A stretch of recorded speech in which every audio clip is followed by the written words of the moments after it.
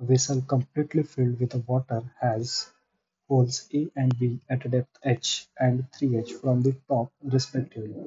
Hole A is a square of side length L and B is circle of radius r.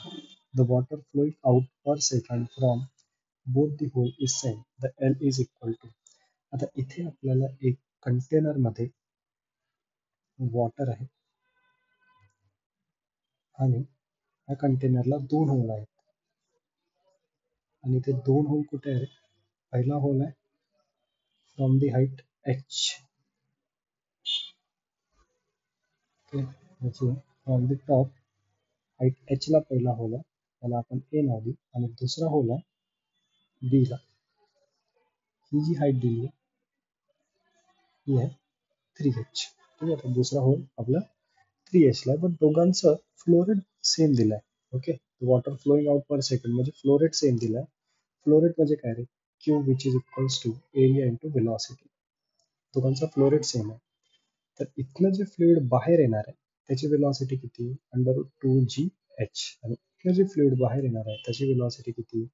Under root 2gh. किती आहे इथे? 3h. आता इथे काय, हा जो ए आहे हा आपल्याला क्रॉस सेक्शन स्क्वेअर मध्ये दिलाय आणि हा जो होल केलाय हा स्क्वेअर हा सर्कल मध्ये. ओके, आणि ह्या स्क्वेअरची लेंथ एल आहे आणि या सर्कलची रेडियस आर दिली आहे. तर दोघांचा फ्लो रेट जर सेम असेल तर flow rate for A, which is equals to volumetric flow rate for B.